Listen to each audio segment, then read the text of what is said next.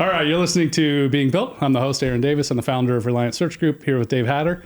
You are part of Intrust IT, which is an IT consulting organization. I'm looking forward to getting to know a little bit more about what you guys do.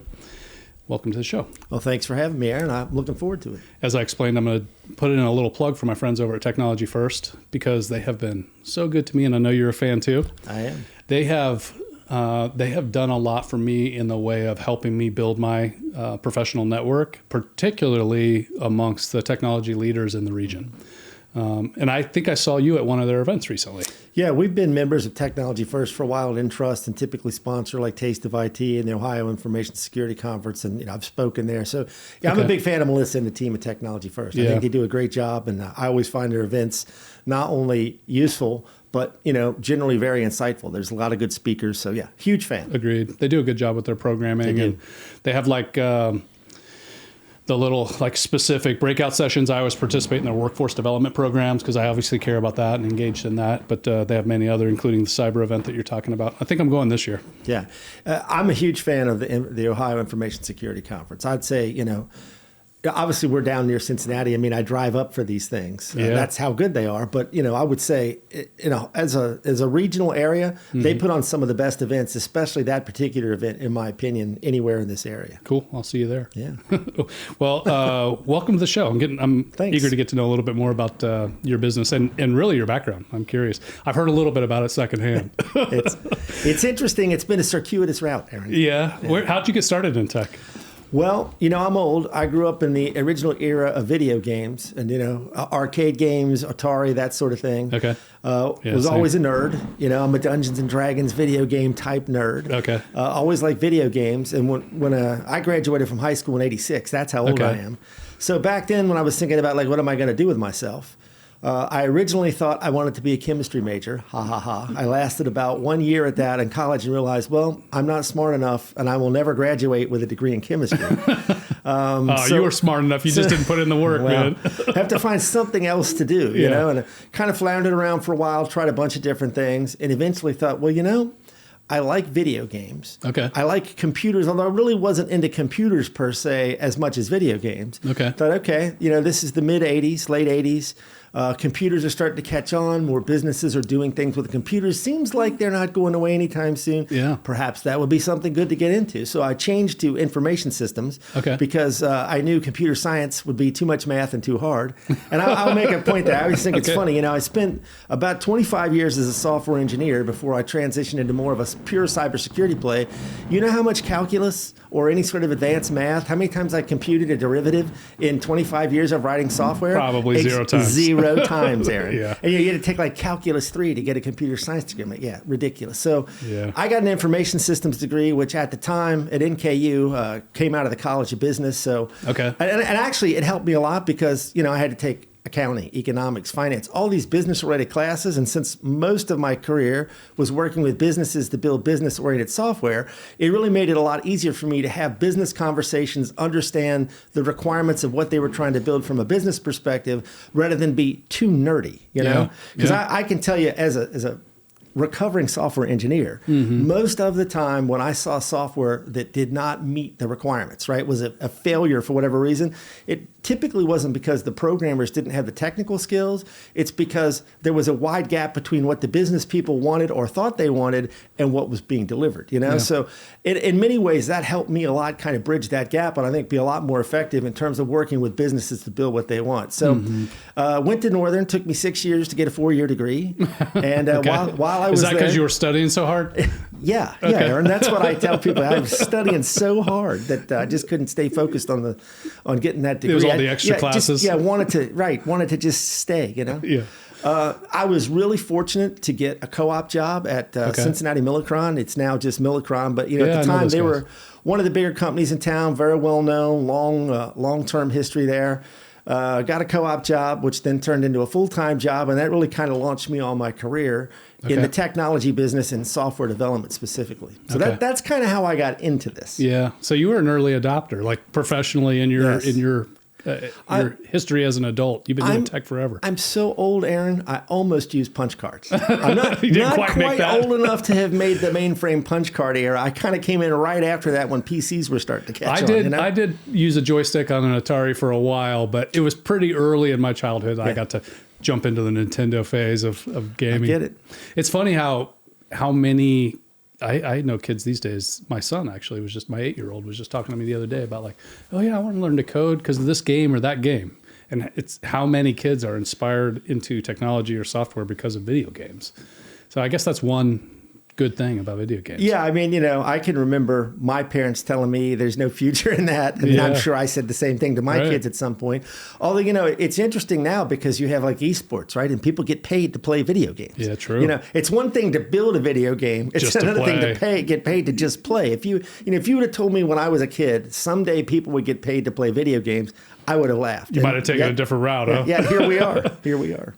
Yeah, true. I just downloaded another video game the other day, Detroit Become Human. It's all about, sentient AI, whatever, that start to confuse themselves with humans, whatever. And I think it's fun to think about that kind of stuff. Something that occurred to me while I was playing this video game as a full-on gray-bearded adult is that the reason it's still fun for me, even as an old man, is because it still provokes, like sci-fi and everything else. Sometimes these video games will provoke you to think about potential futures.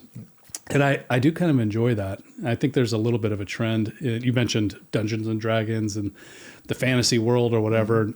It's weird for me. I feel like I live in the future right now. When I reflect on playing video games as a little kid, and then, my car that drives itself now has like a Tron themed, music thing or something. We're just like, we're straight up living in our past, future fantasy world. I wouldn't necessarily disagree with that. Again, I'm old enough. I was born in '68, so I grew up in the '70s. Yeah, you got a decade on. Yeah, Kiss, Star Wars, two of my big childhood things. Okay. And if you would have told me in 1978 that like when I'm watching a movie like Logan's Run back then or something that we would be most of it would be real. Yeah. That much of this stuff would be actually happening. I'd have said, nah, it's never going to happen. That's how I feel about Star Trek. Yeah, I watched Star Trek. My grandma was into Star Trek for whatever reason, and I would watch it at her house. Well, that's because the tricorder, the flip phone. You have the best worst actor of all time, William Shatner. That guy is spectacularly bad. You got to love him. He's so dramatic, I love Captain Kirk. He? Yeah, when I say that, I mean I actually love Star Trek and Captain Kirk he's because really it's so ridiculous. A character that plays a character. Yes, I feel like he's always kind of hamming it up a little bit. Great, good stuff, man. Yeah, it is fun. Well, you also mentioned software development being like the value of your perspective in business being more. As you were saying that, I was thinking about AI and the utilization of it to do more efficient building of software tools, using tools to build software more efficiently. And so now the gap between good or great software is even more pronounced in terms of the business knowledge versus the technical acumen, because you have more tools that help you with the technical things and helping you to get that function correct. But it doesn't help you as much to get the useful application well. It does not. This whole vibe coding thing, I have strong opinions on this. Now also, I'm not building any software anymore. Okay. So then I haven't for 7-8 years. Okay. But my last full-time gig before Intrust was running a software development team for an insurance company in Ohio. And again, I've How long has it been since you were running a software team? About 7 years. Okay, so not that long ago. But for 25 years, that's all I did. I owned my own business for 12 years, building custom software. I've built software for every kind of thing you could possibly imagine. Again, there's so many angles we could take there, but this whole vibe coding thing, there's two big problems with it, in my opinion. First off, can you, if I don't believe we're anywhere close or will be anytime soon where you can just sit down and tell the computer, build me an ERP system. Mm-hmm. Okay? Right. And partially because unless you really thoroughly understand the business-oriented requirements that would go into said ERP system, and for anyone that's went out and tried to purchase an ERP system and realized that even if it fits your business 60%, do you really want to shoehorn your other 40% into your business, or do you want to try to customize the thing? It's always more difficult than it appears on the surface. True. And then secondarily, once this thing spits out all this code, right? Can you even understand it? I recently, the guy that coined the term vibe coding actually said the last thing he built the old school way. Did he? Yeah, and it's trying to understand what it's done, how did it get there, and then also, now I'm going to put my tinfoil security hat on. Okay. Can you really understand the potential security holes? If you can't read the code. What got me out of software development and into cybersecurity really was two fundamental things. A, I've always been pretty technical, despite the more business-oriented background. I just think this stuff is interesting, right? Okay. So I'm always trying to learn as much as I can about it. And like when I still own my own business, we'd have to help people set up servers or find cloud hosting services and that sort of thing. Okay. So, from the perspective of, hey, you're trusting me to build software that's not only going to do what you're supposed to do, but be secure and so forth, I started to pay more attention to security. And then as we watch society get a lot more digital, right? Everything started to transform into everything is electronic. Started to think about that more. And then there was a fascinating article. Okay. I really encourage people who care anything about digital transformation, cybersecurity, society, to go read this article. It's called The Coming Software Apocalypse, which was in The Atlantic almost 10 years ago. Okay. If I recall, it was two MIT professors, and the whole premise of the article really wasn't even focused on cybersecurity per se, like, hey, hackers are attacking software. It was more about, as we become more reliant on software and software is embedded in everything, there is increasing risk because in the old days, like you could walk into a factory and potentially know every possible state because everything was mechanical. I might have 100 switches, but I could eventually figure out all of the states. Well, now I got 1 million lines of code that are using third-party libraries, that are calling APIs that are using third-party libraries. Yeah. As you get more interconnected and more software embedded in everything, you can't possibly understand every conceivable state. You can't know everything that could go wrong. And you have all this third-party and fourth-party risk by all the tools you're relying on. And I'll be the first person to tell you, there are many times before I really started to think about security, like, hey, I need some functionality in this software I'm working on. I could write it myself at who knows how much time and expense, or I could see if I can find something out there that someone's already built that claims to do it. I find something, I download it, I plug it in, it works, I move on to the next thing. I don't know if that has vulnerabilities in it. Yeah. So getting back to the vibe coding thing, if I didn't write the software and I'm not focused on security, now again, specific types of cybersecurity related to software like buffer overflows and things like that. Okay. I can't even know. What's a buffer overflow? So buffer overflow is some really nerdy stuff of essentially, I'm going to try to explain this in the most basic terms possible. You allocate a certain amount of memory for a certain data type, right? Okay. Like an integer versus a long or something, okay. right? And if you don't have the right kind of code in place, or you're not using essentially safe development platforms, like newer software development environments will put a framework around it so you don't have to worry about it. Okay. So buffer overflow might be, I'm going to try to put more data into this variable than it can hold with the hopes that the code will fail and allow me to kind of break out of the program flow. I see. Okay. So, this is some pretty nerdy stuff, but for people that really know what they're doing, these are attacks that can be used to essentially break out of the confines of the specific purpose of the functionality of the software and allow you to do something else. That's the derail the train robbery, right? And that's just one of many of these types of things. But my point is, and another thing that kind of got me into the security aspect of this. So there's something called the OWASP Top 10, the Open Web Application Security Project. Okay. This organization has been around for more than 20 years. And about every 2 to 3 years, they'll put out a list. These are the top 10 flaws in software that make it vulnerable. And, when I talk about vulnerability, I'm saying from two different angles. A, the ability for me to hack your software and then potentially exploit something in your environment, steal your data, steal your money, whatever I'm trying to do. Or, as we now become increasingly reliant on all this, attack your critical infrastructure. Get into the water plant and change the amount of chemicals that are going into the water. Turn off the electrical grid. In fact, Reuters just had a story published yesterday where it says that the Cybersecurity Infrastructure and Security Agency and the NSA and Canada's Cybersecurity Agency are warning once again about Chinese hackers infiltrating critical infrastructure with the potential to sabotage it, like turn off the power and such. So going back to the OWASP Top 10 now. One of the things, and this is, so again, when I put my programmer hat on, almost all the software we built in the last 20 years all involves some kind of database, Microsoft SQL Server, MySQL, whatever.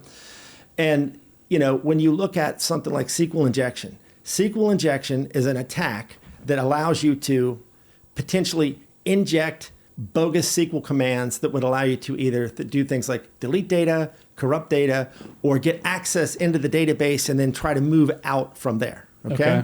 This has been a known problem and on the OWASP top 10 list for more than 20 years. Okay? Wow. So this list comes out every so often. So there's no resolution then? There is an easy resolution, and that's the disturbing part about it, Aaron. Okay.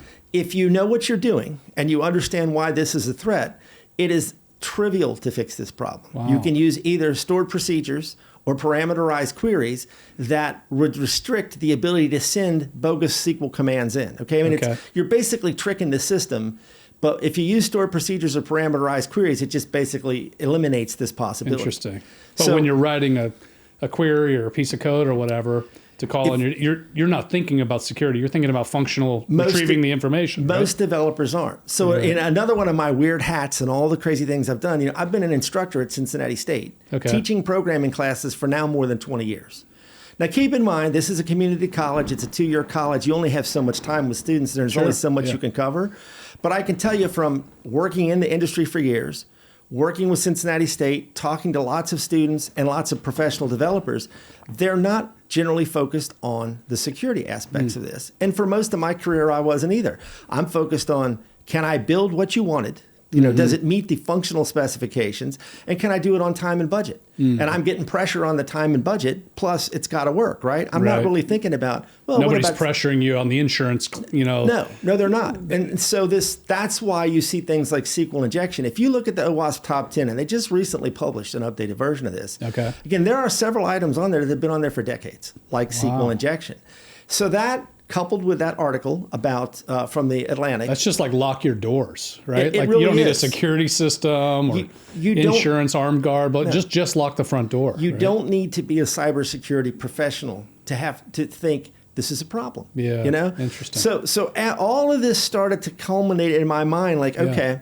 And also, I'll be honest, you know, for most of my career, anytime security people would get involved in what I was doing, whether it was running my own business or working for, you know, a client or as an employee of a business. Because I sold my business, went to work for the company that bought it. That didn't, you know, after a few years, that was time for me to move on. So I got back into the corporate world for a while. And in all these cases, right, typically what would happen is, because I wasn't focused on the security piece, the client wasn't necessarily focused on the security piece until like their security people decided to say, well, what are you guys up to over here?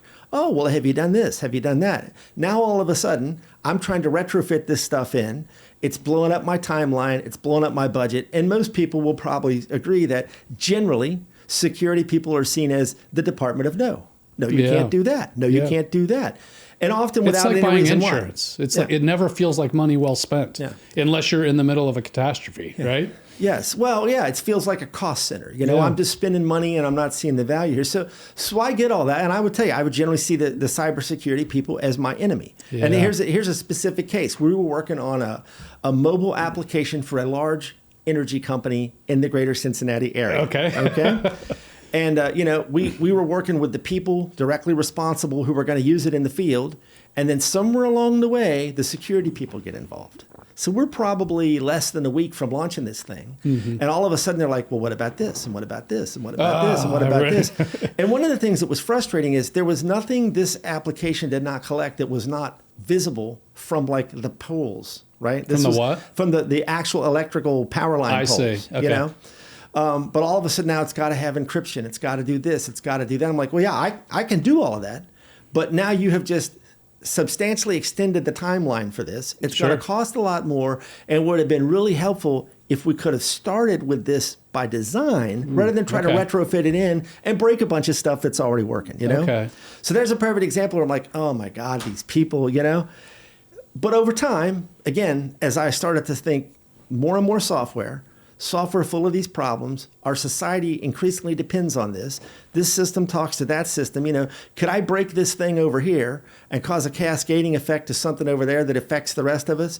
And that Atlantic article talked about that. They listed and this is a perfect example. It's not even a cyber attack. It's what I would call technical debt, legacy software. Apparently, I think it was Denver. There was some 911 system somewhere, and the thing crashed. And, they couldn't dispatch. It was down for a substantial period of time, not because of a cyber attack, but because the software was so old. It was written back in the old days, like when I first got involved in this, where you had to care about things like how much memory will this variable take up, because memory was expensive then. Okay. It's not now, but it was expensive then. So the difference between a short and how much memory it took up and a long over a large program could make a huge difference, right? Right, so there's a little bias to write more short. Yes, so the programmers erred on the side of efficiency from the memory standpoint.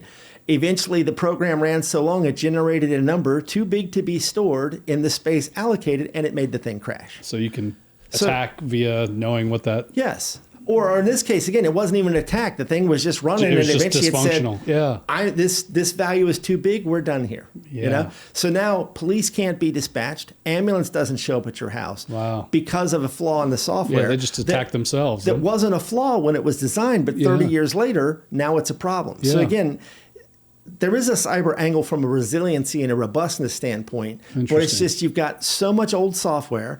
And, a lot of the mentality is, well, if it ain't broke, don't fix it.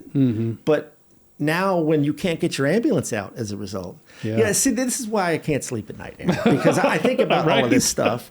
And it was all of these things kind of coming together. I'm like, maybe because I'm coming from the software development world, and because now I've started to shift my perspective to the security people aren't the enemy. They actually are our allies, and we should be engaging them sooner and taking their advice and caring about these things before our whole society burns down thanks to crappy software that's now embedded in everything that we do and every experience. You work with it, you educate with it, you entertain with it. I mean, it's in everything now, That's why I hate the Internet of Things. Most smart devices are privacy and security dumpster fires. They're complete garbage, and they are not focused on any sort of thing that's beneficial to you, right? They're focused on speed to market, ease of use, market share, collecting your data to monetize it. They do not care about your privacy and security. So all of this starts not any more than they're required to legally or whatever. And for the most part, they're not. Yeah. I mean, there's almost zero, 19 states have some sort of consumer data privacy law, and they run the gamut. They're probably not even sufficient. Yeah, from very aggressive in California to virtually nothing. Wow. So all of these things kind of came together. I'm like, maybe I could use my previous perspective as a software guy and go out and do some good and try to convince people we've got to take this seriously as we get more and more and more software embedded in everything. How do you so it sounds to me like your mission in life is to make security the friend of the software development team, right? The digital product builder, my mission, right? Yes, that's part of it. Okay. But the bigger mission is to try to convince anyone who will listen to me that they should care about these things as an individual, as a family member, as a member of an organization, because, we're at a place now where literally your keyboard is like a grenade. You can be doing what you think is the right thing for yourself, for your family, for your business. And, a very realistic email comes in, you get a text message. The bad guys now have access to all kinds of information about you thanks to all these data breaches that are happening constantly. So it's not just, I'm going to send out a phishing email. I'm going to use AI to create a phishing email coupled with data I've bought or stolen about you from some data leak somewhere. And now I'm going to create very targeted, very realistic looking texts, emails, phone calls, whatever, and, convince you to click a link, answer a question or something, and the next thing you know, I've stolen all your money. I've blown up your whole business. Your whole life is wrecked. Your business is wrecked. You're out of business. And so I'm constantly trying to convince people that, as crazy as some of this sounds and far-fetched and tinfoil hattish, this stuff is all very real. It's all real, it's regular all right real. Now this week. Yeah, we could spend the next hour and I could tell you real-world stories of businesses I have firsthand knowledge of who've lost tens of thousands to hundreds of thousands of dollars, some of whom did not survive because someone made a bad mistake. They clicked the wrong link. They weren't aware of these kinds of threats. And so, it's partially trying to get the software people to come along and build software that's secure by design, where you start out with the goal to make it as secure as possible, as opposed to get it to market faster, that sort of thing. And then it's partially to convince people that our whole society increasingly depends on this. We have got to get serious about securing ourselves. We've got to get local governments and state governments to take this seriously. And to Ohio's credit, they're doing an amazing job. I live in Kentucky. I'm very frustrated regularly trying to convince Kentucky to follow suit with Ohio. Ohio, I would say, is a leader in this space and takes it very seriously and is in terms of how they regulate the technology product industry, or in terms of how they manage infrastructure in the state, or in what context? All of the above. Really? Yeah. Okay. So interestingly enough, I end up doing a lot of public speak. I'll show up anywhere there's a microphone and talk about this stuff because I'm legitimately concerned about our society, my family, your family. Again, more software than ever before. If you look into the stats, there's more software vulnerabilities being found every year. Now, that's partially because there's more software than ever before, but it's also partially because you have people like, to their credit, Google, Palo Alto, Unit 42, professional people looking for it, right? Because they understand the risk. I think that would be an interesting career. If I had to start over, I would love to work somewhere where that's all I do. All day long is try to find these things, But it's not too late. Yeah, I don't know. I'm getting you got a lot of decades left. I'm getting too old for that. But the bottom line is, Ohio, to their credit, I went and spoke at an event at UC, and I saw something about Ohio Cyber Reserve. I'm like, that's kind of interesting. What is that? For what it's worth, I was in the Army Reserves for a long time. Okay. And I'm like, what is this Cyber Reserve thing? So I find the guy there, and I start talking to him, and I kind of start pulling at this thread. And what I learned, this was 3+ years ago, Ohio has created something called the Ohio Cyber Collaboration Committee. And this basically is a 4-pronged initiative. It's funded through the state. It's run out of the Ohio Adjutant General's office, which is part of the Ohio National Guard. So first off, it has funding. It's an official state thing, okay? And they basically are sort of attacking 4 prongs. A, workforce development. B, education for the community. C, education and support for local governments who are often woefully unprepared for this sort of thing. And then D, this Ohio Cyber Reserve, which is essentially an initiative to get people like me. Now, I don't live in Ohio, so it doesn't work out that well for me, but to get professionals in Ohio to essentially volunteer in this civilian reserve to work with the Ohio National Guard and Army Reserve to basically do a bunch of training. So there's, information flowing both ways. People are getting trained. It's good for workforce development. And then in the event of some sort of cyber incident or catastrophe, you have people that can help. Right. Yeah. You've got all these other people that can support, like the Ohio National Guard. So I saw this. I'm like, well, that's really, really smart. What are the other prongs? So again, the Cyber Reserve, that was the thing I thought was the most interesting about it. Again, you got the workforce development, you got the public education, you got the local government and then support. A prepared kind of like battalion of and I'm like, well, that's really smart. It's a win for everybody involved. The private sector people are getting education and training. They're getting networking opportunities, and they're there to support the state in the event of a catastrophe. Interesting. Right? I'm like, this is really smart. Why wouldn't every state do this? So I start looking into it some. So, and we talked offline before we got started. In my spare time, I'm also the mayor of the city in northern Kentucky, right? So I'll kind of come back to that. Okay. And I've been involved in northern Kentucky local government for 25+ years now. Okay. So as I learn more about what Ohio's doing, I reach out and to their credit, Mark Bell, who is one of the key guys in the Office of the Adjutant General that oversees this whole program, I call him up and he's like, oh, I'd be happy to help. Yeah. So he sends me all this information. He's like, just a great guy. Ohio is lucky to have people like Mark running this thing. So huge kudos to Mark and the Adjutant General's office and the state of Ohio for putting something like this together. So he sends me a bunch of information, and the more I dig into it, I'm like, why wouldn't Kentucky do this? Yeah. And I also learned that there are other states have got things like this. Okay. I have not researched all 50 states, but I can tell you in this area what I think Ohio has the most complete and useful program I've found out there. Okay. So at that point, I'm like, why can't we have nice things like this in Kentucky? Right. And I'm saying, like, we use don't, that keeping up with the Joneses energy, right? Yeah, we don't need to reinvent the wheel. Ohio has this very elaborate, successful program that's been working now for years. They have these cyber ranges set up. UC is one of the two universities that are fundamental to this, where you do all this training and so forth, Like, so I'm like, okay, this seems simple. And, I don't want to cast too many aspersions on my home state. I am a native Kentuckian, but as I learn more and more about this, it's like, okay, I'm going to start using my political connections to reach out to state legislators, because really within the Northern Kentucky region, I know every single one of these people to some extent, because I've been doing this for so long, And I'm also trying to share information with them. Like this article I just mentioned to you from Reuters about Chinese Communist Party hackers in our infrastructure. I'm sending this stuff out all the time, so they understand this. I'm not just some tinfoil hat nut, although some could argue that might be true, Aaron. and trying to help them realize, like, we got to get serious about this, right? When they shut off the power grid, when they corrupt your water supply, I'm not making this up. If you look up the Oldsmore water plant in Florida, hackers broke in and were able to change the amount of chemicals going into the water. Now, it was caught quickly. Wow. Yeah, I mean, it's all out there if you look, right? But the average person isn't looking. The average person doesn't know. And I get this kind of stuff is scary, and people don't want to think about this, That's true. So anyhow, I go down this rabbit hole, and I'm like, this is perfect. I'm going to go to Kentucky and say, look, we don't need to reinvent the wheel. These smart and very friendly and helpful people, our neighbors in Ohio, want to help.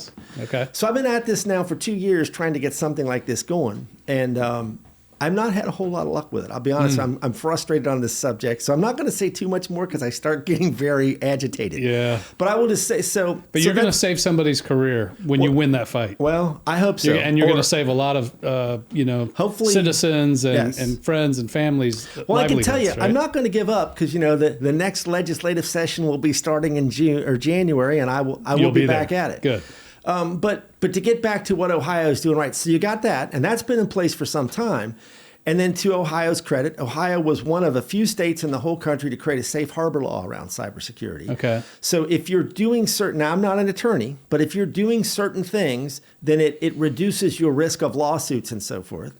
I see. But the real thing Ohio has done, other than the Cyber Collaboration Committee, that I think is really smart, is just this past year, Ohio passed House Bill 96, which creates new requirements for local governments. Because, you don't have to go too far to find numerous examples in this region of cyber attacks on local governments. Westchester, Liberty Township, Middletown. I mean, it's a long list, and it keeps going. And I would argue it's because in many cases, these are small agencies. They don't have people on staff that understand this stuff. And like most smaller organizations, whether they're public or private sector, they don't believe the risk is real until something terrible happens. Yeah. I see this all the time, because I talk about this stuff till I'm blue in the face.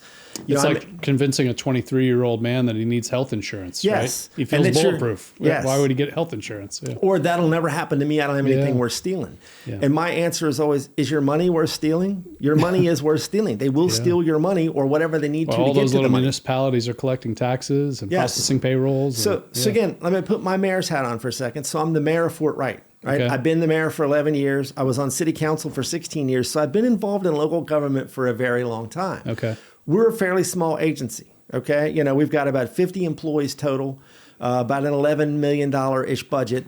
And, when I was on city council, I'd talk about this a lot. But once I became mayor, I'm like, now we're going to get serious about this. Right. And, thankfully, our council believes what I'm saying is true. So they pretty much will let me do what I think needs to be done to protect us.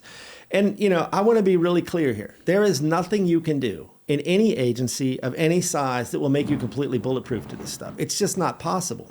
But there are things you can do, and a lot of them are fairly inexpensive, that will make you a very difficult target, right? And everyone should be thinking about this from a risk perspective. What are my risks? How can I defend against these risks in a cost-effective way that will make me a more difficult target? I tell this joke all the time. It's like the old, if you and I are being chased by a bear, I don't have to be faster than the bear. You just have to be I just got to be faster than you, right? And that's it's like, don't walk down dark alleys and right. But so many local governments don't understand the risks. They're not taking this stuff seriously. Not just in Ohio and Kentucky. Again, back to my trying to get Kentucky to follow along. So Ohio passed this law that now creates 3 requirements for Ohio local governments. Okay. Is the law perfect? No. But is it it's like the old Neil Armstrong quote, a giant step for mankind. I mean, it's a huge step in the right direction for Ohio, as a guy who does this for a living, huge step in the right direction. So first off, there's 3 mandates. One kind of encompasses a bunch of things. One says you cannot pay a ransomware ransom unless and until you declare that you're going to pay it and you state why, as an official act of your agency. So whether it's a resolution, an ordinance, or whatever the appropriate thing is for your particular government agency, your local government must declare it publicly and must state why. So that's new. What's the advantage to that? Well, I think the advantage is, and now this is just my opinion, okay? But there have been local governments who I will not name in Ohio pay quietly that basically try to, I would argue, slide it under the rug. Okay. And, it's the only time it ever makes sense to make a ransomware payment, in my opinion, is if it's literally an existential threat and there's no other way to recover. Ideally, Aaron, you're not only trying to defend against these things, but you're focused, again, from a risk-based perspective, on resiliency. Building systems that, in the event something like that happens, you can recover from it without the need to pay a ransom or without the need to go out of business. Okay. But that takes time. It costs money. Something a little better than tapes in the shoebox under the bed, right? Yes, exactly. Or, hey, look, we have an external hard disk on this server. That's our backup. And then it gets, again, I've seen this. That gets encrypted too. I've lost everything. And my only option at that point, other than shut down, is I got to pay the ransom. So Ohio says you must have an official public action of your government, which I think is smart. The second angle then is you now are required. Now they've got there's a set of expectations, but you have to report cyber incidents. Okay. So assuming you check off certain boxes, you have to report the incident to the Auditor of State and to the Department of Public Safety, the OCIC, within certain timeframes. Okay. Now, the rationale for that, in my opinion, is it then helps other governments become aware this is a thing. It's you're doing a solid for the rest of society, and you're being held accountable. Again, you can't just sort of accountability, right? Slide this stuff under the rug, you know? But the bigger piece and the more difficult piece, and by the way, both of those things went into effect. The law was passed in June. Both of those went into effect at the end of September. So Ohio local governments are already subject to those 2 requirements. Then the third piece is you must have a cybersecurity program. Now, I'll come back to what that means.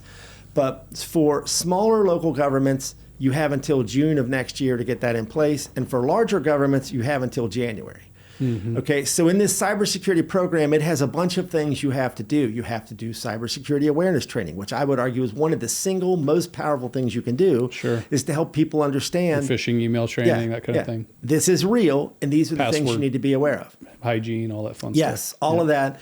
You got to have an incident response program. There's just certain things you have to do, right? And then Ohio said, but we don't expect you to just have to come up with this on your own. There are already useful, valid, proven frameworks out there. So you can base your program around the NIST, National Institute of Standards and Technology Cybersecurity Framework, or my personal preference, the Center for Internet Security Critical Controls. Why is that why do you prefer them? I think, so Center for Internet Security, you can almost think of it like a chamber of commerce of cybersecurity nerds. It's a membership organization. Like Intrust spends probably close to $10,000 a year to belong to it, to be able to participate and to be able to use all of their stuff as part of our business. So it's more of a knowledge sharing, best practice. It's that, and they've got these controls, which I'll come back to. Then they also have benchmarks. So you can use the benchmarks for free for non-commercial purposes. For us to use them, we have to pay.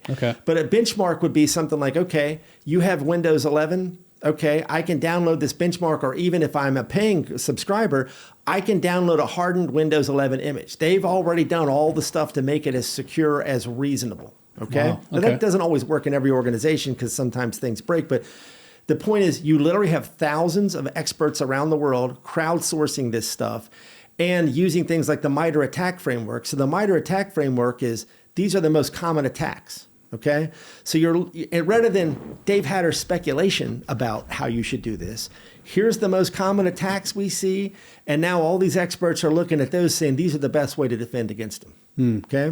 So that's what the Center for Internet. I'm a huge fan of CIS, but then the Center for Internet Security Controls is a multi-tiered sort of maturity model, anywhere from 56 basic safeguards to 153 safeguards that, based on what's happening in the real world and experts' opinion for how to solve them, here's what you should be doing to defend against these things.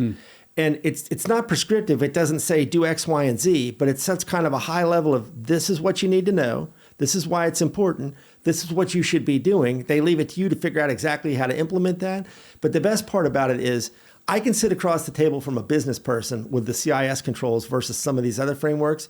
And generally speaking, they are able to grasp. You kind of get it. Why it's important and why it's worth spending money on. Makes sense. Yeah. So that's why so I like Ohio's kind of defining the bottom. They're not necessarily insisting that all the municipalities are faster than the bear, but they're making sure that they're faster than the general public, sure right? You're doing something. Yeah. You can now no longer basically just do nothing. Yeah. And when you look at it from and now you have to lock the doors. Don't walk down dark alleys, right. et cetera, et cetera. And don't flash your money around. A, I'm not an attorney, and B, I'm not an Ohio resident. I can tell you, the Ohio Auditor of State audits against this stuff. Okay. And there can be findings, and people in these roles can be held accountable above and beyond just the government lost some money. So again, huge kudos to Ohio. I think House Bill 96 is a great step in the right direction. I would like to see something like the Ohio Cyber Collaboration Committee and House Bill 96 happen in Kentucky, and I could tell you I will be working towards that maybe come next January. Year, right? Come January. So well, good luck. Ohio is really way ahead of the game. And as an Ohio resident, you should be thankful that smart people are trying to protect you as a citizen of Ohio. That is good. And it's good you've got a neighbor, to the north here that's giving you content and a point of reference to help you push your local. I really can't say how generous and helpful the people I have interacted with from Ohio have been in trying to help me get this done. Yeah, good. So can I change subjects a little absolutely. bit? I'm curious about, first let me ask one question before I forget, because I put one on the shelf earlier. And then I want to talk a little bit about Intrust and the kind of work that you guys do. So this is a good segue, I guess, but the question on my mind, you kind of spoke to it a little bit, was, from a non-technical person thinking about security, and I run a small business, and so it comes to my mind here and there. And as we're putting systems together, that kind of thing, how do you know when you've done enough? There's always something else to build, to chase, there's always some functionality or feature or something that you're trying to capture, or some process in your business that's obvious because it produces some specific result. What's less obvious is what you've accomplished when you invest in security. So is there a good way to know when you're doing the right amount, when you're investing the right way? So let's go back to the bear thing, right? Yeah. You want to be faster than the slowest runner when the bear's coming for you. Okay. Right? And I would say that analogy is great, by the way. There is no specific right answer. It's a risk-based question. Okay. And this is where I think people get sidetracked. And one of the reasons why I think I am good at this in general, talking to business people, is I'm not focused exclusively on that. You've been a business person. You've been a coder. I am a nerd, and I freely admit that. But I also understand when I'm sitting across the table from someone like you that doesn't know about all this stuff and is trying to run a business and live their life and really doesn't want to know or care about any of this. They just want to protect their assets. That, you got to focus on what is the business return on investment for this? Why should I do this, and where do I stop? I get it. So in my mind, it really boils down to risk, and you understanding the risks and then deciding, okay, I understand this risk and I'm willing to accept it because I'm not willing to spend X amount of money and or create Y amount of friction in my organization to offset against it. Okay. And that's where these control frameworks come in, right? So now it's not Dave Hatter's opinion. It's not Intrust's opinion. Here is a framework put together by the U.S. government or the Center for Internet Security Controls or whatever. Here's what they're telling you to do. So let's just pick, and I cannot stress enough how important two things are if you don't do anything else. Okay. Awareness training, super critical, and having an asset inventory. Okay. You cannot protect things if you don't know you have them. You cannot understand the risk something creates. Whether it's a smart refrigerator, a smart doorbell, a Windows 7 computer, or whatever, if you don't know what is in your environment, you cannot defend against it, and you can't understand how much risk it might be creating. Okay. And if you get another one of the reasons why I like the CIS controls, if you look across the 18 domains it covers and then the individual safeguards, there's at least 5 different domains that the very first thing they say is inventory. Inventory of your hardware, inventory of your software, inventory. Because those are all your entry points, essentially. Yes. That's where something's, a piece of code or whatever is being pumped into your inventory of your system. users, inventory of your data.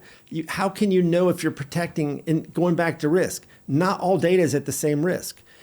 When I put my city hat on, there's certain information that's public record. Okay. Whether it's public on our website already or public because you can file an open records request, also in Ohio. Right. It's not as high a risk as some private information. And right? I can't hold that back under most situations, right? So if you're a hacker and you break in and you steal the information I would have to turn over to you anyway, so what? So what? Yeah. Okay.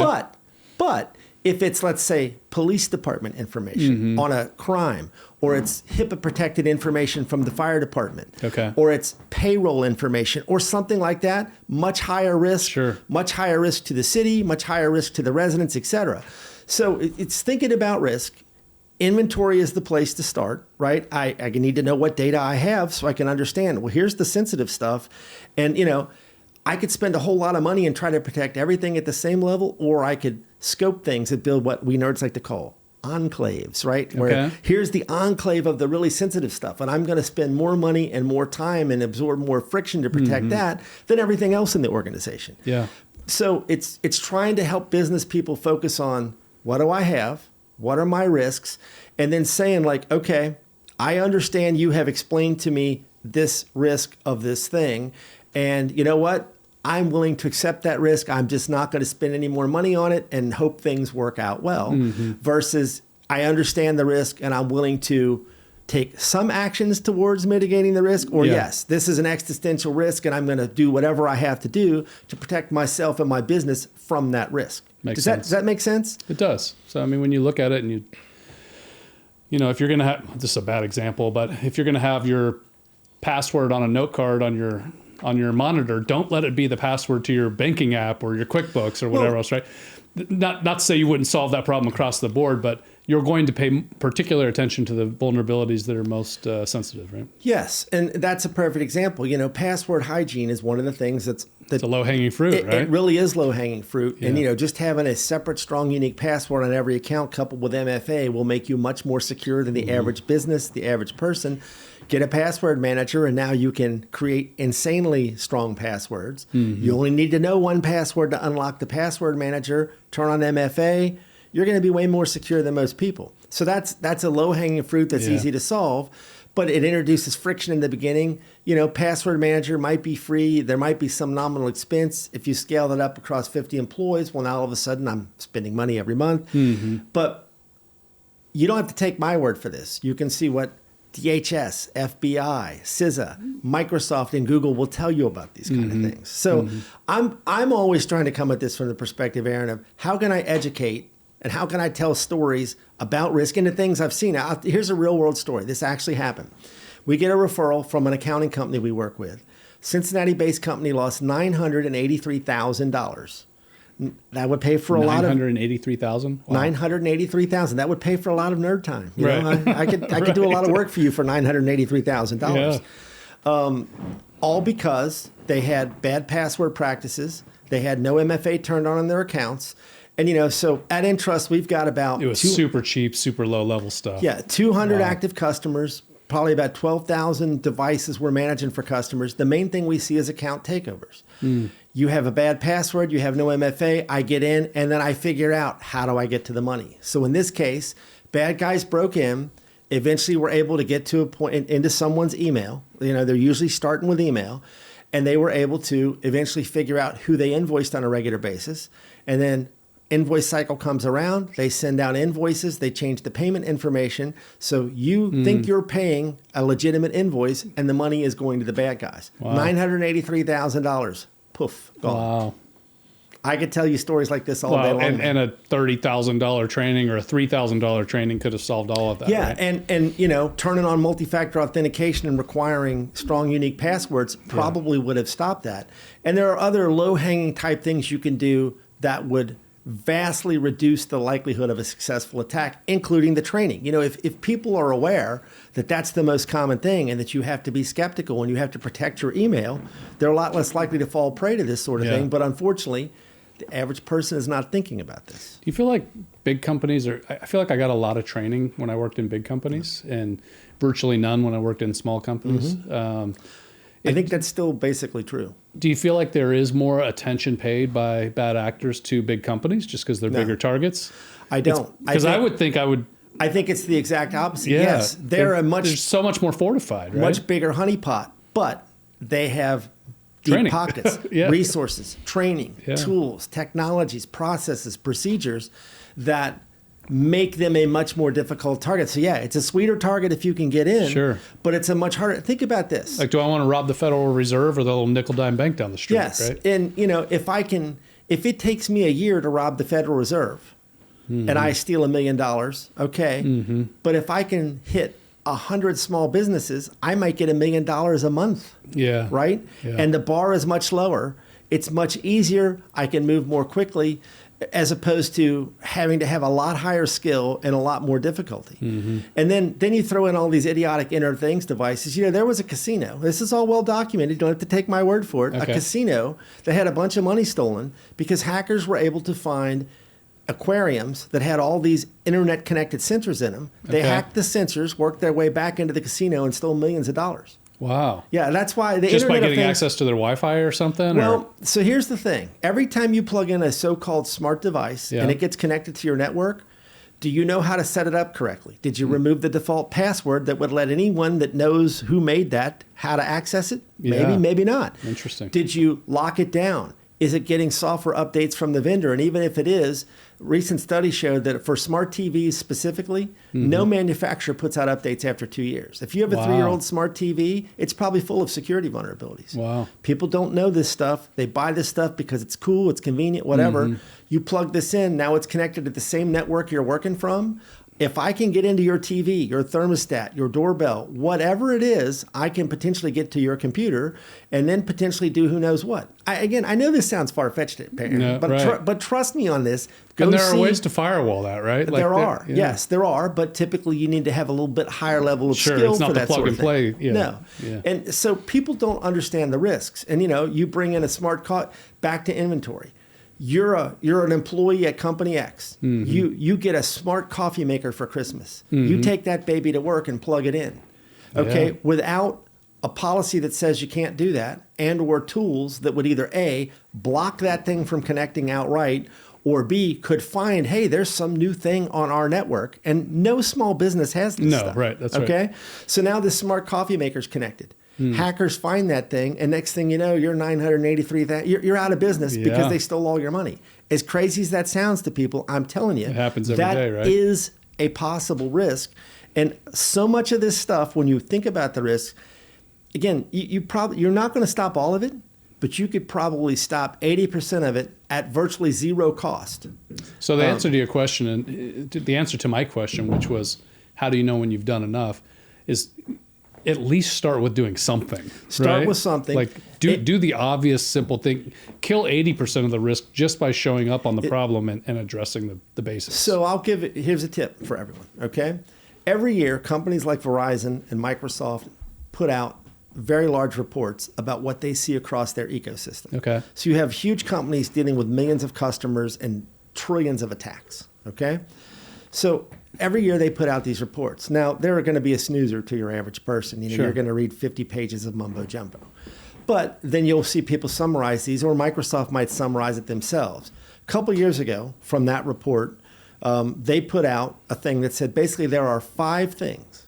If you do these 5 things, you will block 99% of the sort of thing we're talking about now. Now think about that. 99%. This is coming from Microsoft, not Dave Hatter or Intrust IT. Are these 5 things like big, vague things? Or are they like password protection? I'm going to come back to them. Okay. And then also, interestingly enough, and I always like to point this out to people when I talk about this too.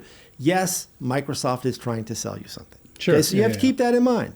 Google is trying to sell you something, right? Insurance companies, on the other hand, have to come in and pick up the pieces when these things aren't done correctly or go bad, right? So the Cyber Insurance Academy published a similar report, and if you align 5 things they say you should do, they align 4 out of 5 exactly with Microsoft. And I would argue the one that doesn't align exactly, what the insurance people are saying is a subset of one of the things Microsoft is saying. So I could make the argument if you gave me 10 minutes. The oil change place is telling you need one every 3,000 miles. The car manufacturer says 750. But you need an oil change, right? Like, I get it. I get it. So these 5 things, and it's things that people like me say all the time. Patch your software. Right? You have to make sure you're getting the updates from the manufacturer. And once something goes into life, whether it's a switch, a firewall, Windows, your hardware, whatever it is, as soon as you can't get updates, you have got to replace that, because every day that goes by, there are bad guys looking for holes in that. And they're eventually going to find the hole, and they're going to find you with that hole. Because keep in mind, they're not sitting around thinking, hey, today is the day I'm going to attack Reliant Search Group. They're running tools, now AI powered, that are just scouring the internet looking for that Windows 10 creating machine. Alerts. There's a legacy system that's not supported. Patch your software. For the most part, that's free. You know, you can get tools and do automations, and that's something we could help you with to make sure it's getting patched in a timely fashion. But that, for the average person, costs nothing. You just got to make sure it's turned on. Where it gets tricky is with the Internet of Things devices. Do you know how to set up your thermostat to do that? Is it even possible to do it? Who knows? Patch your software. Back up your data. Have an immutable off-site copy of your data. Immutable, I can't change it, right? It backs up, it goes out to the cloud somewhere. So now whether my building burns down, there's a tornado, hard disk failure, cyber attack, I don't have to pay the ransom, because I can wipe the systems and put my data back. I might have some minor downtime depending on how I'm doing it, but it's not an existential threat. Not out of business cost. Right. And there's never been more options and less expensive options to do that, right? There's a gamut from, it might take me some time to restore it and I need to test those restores, to it's entirely automated and almost bulletproof, right? So back up your data, and 1 copy offsite. And actually in the business, there's something called the backup rule of 3-2-1. 3 copies of mission critical data back to the risk, right? 3 copies of mission critical data on 2 different formats, 1 offsite. Patching, backup. 2 simple things. Multi-factor authentication, aka 2-factor authentication, aka 2-step verification. It is not foolproof, and increasingly hackers are coming up with sophisticated ways to work around it.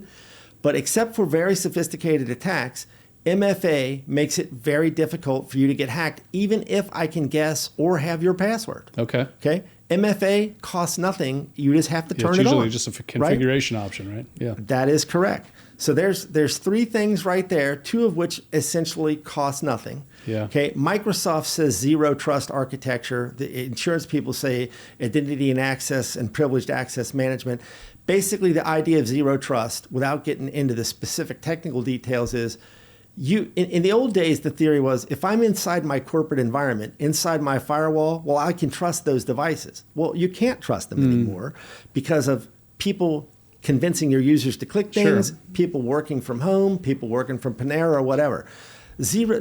At the highest level, zero trust is you can't trust anything, and you must verify every access every time to make sure it's legit. It presumes bad actors can penetrate your organization, not just your systems. Right? Yes. And now all of a sudden, Aaron, I've forgotten what the 5th one was. Probably password management, training, that kind of thing. So, but no? There, it'll come to me here in a minute. I'll come back to that. But the point is, so Microsoft says these 5 things will stop 99% of these kinds of attacks. Again, if the Chinese Communist Party decides that they're going to keep hacking at your firewall until they find a hole, they have unlimited resources. They're eventually going to get in. But that's not what you're up against typically, right? It's the low-hanging fruit people that are just trying to figure out how they can get to your money, whether it's ransomware, account takeovers, or whatever. So much of this stuff literally costs very little to do. It's probably going to create some friction when you first start using it, like a password manager. When I first started to use a password manager, for like 2 or 3 days, I'm like, well, this is crazy, because I didn't really know what I was doing. I didn't really understand how it works. I would never go back now, because I only have to care about. Because it's familiar now, and it's not like the friction's gone. I literally have 1 insane password for my Intrust weighted accounts and 1 insane password for my personal stuff. I have MFA turned on.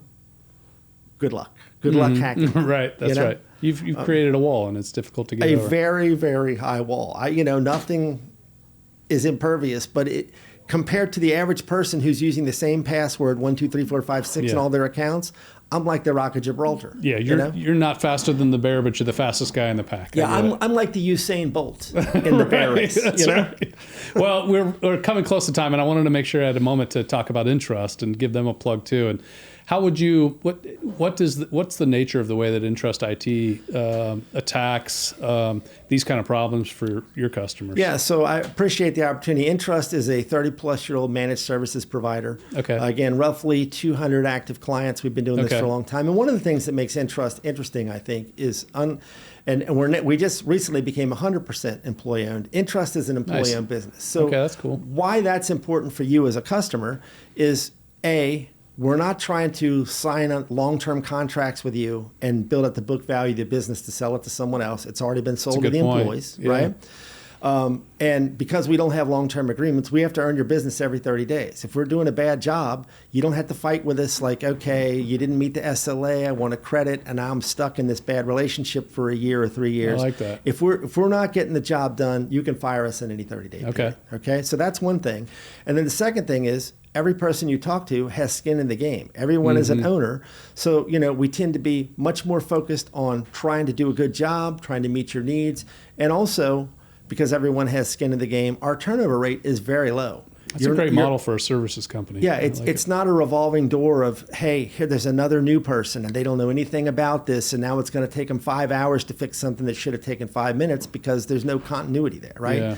So that's a couple of key things about Intrust that just from a how we operate perspective. But again, we've been doing this for more than 30 years. You've got people like me who've been in the business. And my relationship with Intrust actually goes back to Tim Reddig, the founder, back in the 90s. Tim and I were involved in some software development stuff back then. Intrust went more of the network infrastructure support model where I was still doing the software thing. Yeah. And because we got to be friends and, we would refer business to each other. So even before I became an employee You've been of helpful Intrust, to them for decades. Yeah, 7 years ago, we had a relationship where it's like, hey, I need to build some software for company X. They need network support. They need all this other stuff we don't do. Hey, call my friends at Intrust, and vice versa. They'd be like, yeah, we don't do software development. Call the guys at Libertas, right? So I had a long-term relationship with Intrust long before I got here.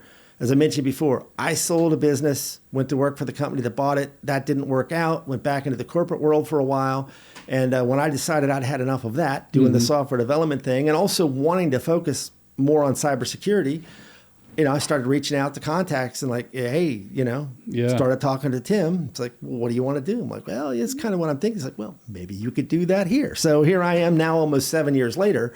But basically as a managed services provider, the other thing I think that makes us different, besides the fact that we're now about 70 employees and recently bought out 3LS, which is a Nashville-based ESOP, bought out Tim's shares. So we're now 100% employee. And this is just very recent development, pretty exciting, really, because it allows us to expand our footprint and brings a lot more resources to the table. So, yeah, I'm pretty excited about that. I think it's going to be a great fit. This just happened within the last month or so. Okay, congrats. But awesome. Bottom line is, at the end of the day, Intrust is essentially kind of working in one of two models. You're a smaller business. You don't have IT people. You don't want to have IT people. You just want to have a trusted partner that can be accountable and responsible for making sure that A, you're productive, B, you're resilient. So should something go wrong, whether it's a cyber attack or not, you can recover, and C, you're secure. And then to some extent, compliance and some other things, because we are starting to see more government compliance regulation around this stuff. Sure. Okay. Or that we call that complete care, or something we call enterprise care is, okay, maybe you're a bigger company, maybe you have some IT people, maybe there's some skills gaps, resources gaps, or whatever. You don't want to eliminate those people, but you need someone to kind of backstop their capabilities, augment their capabilities. So whether it's some combination of technology or people or both. So we don't really do staff aug, but we will get into lend an some agreement expertise with you. And contribute to the effort. When for whatever reason it's not a fit for your people, or because of economies of scale, we can bring tools and so forth that you couldn't afford, we can kind of bolt into your environment and augment your team. Nice. Right? So, it kind of depends on your model and what you're looking to get, but what I've found now in talking to all kinds of businesses about this, the enterprise care is very flexible and people appreciate that. And again, it's a 30-day agreement. If it's not working out. It's built on trust. Yeah. There has to be results. Trust is in the name. That's true. It is. Trust isn't it? is in the name. We're out there trying to, we don't really do consulting in the traditional sense. We're not doing staff aug. We don't generally do one-off projects. We might, in some instances. Really, we're looking for businesses that want to enter into a longer-term relationship, not locked in, but a longer-term relationship where we get to know you, we get to know your systems, we get to know your people, we get to know your processes, and can be a trusted partner to not only do the day-to-day support, hey, my thing is broken, help me, provide proactive maintenance, make sure your systems are work. Ideally, we want to get you in a place where everything works so smoothly, you don't call us very often, right? Things just work, you're happy, you're secure, you're able to focus on doing what you want to do in your business. Whether that's running the business, playing golf, whatever, you outsource your worries to us. You let us handle that stuff, and you get to focus on what makes sense for you. That's cool.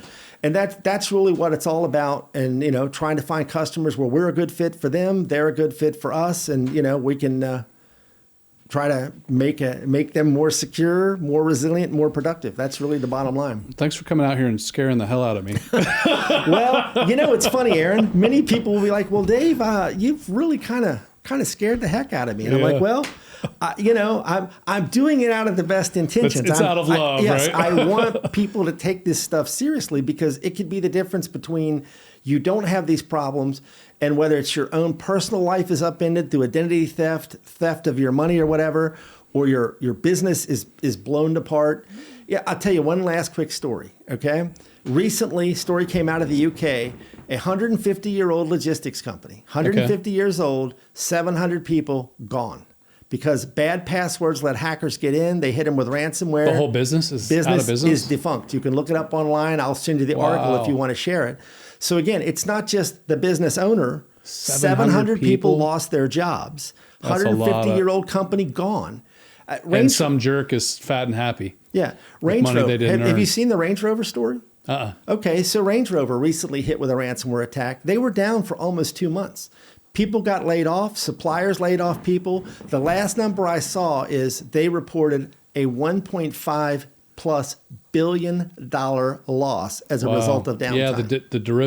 Yeah, the downstream impact is something that's not even accounted for. The third party and fourth party risk that comes along with all this. So again, I hate to be the doomsday guy. It's not fear for the sake of fear. It's you and I are both fathers of grown kids, and it's like once they start driving and they go away or whatever, it's that you want them to be as afraid as they should be, right? Not to live in fear and never interact with the public, but you want them to, make sure they have a ride home, and you want them to look over their shoulder in a dangerous spot. In the same way with your stakeholders, understand the risks and take them seriously. Yeah. And then once you understand the risk, if you say, you know what, don't care, it's worth all right. it. At least you knew. That makes sense. That makes sense.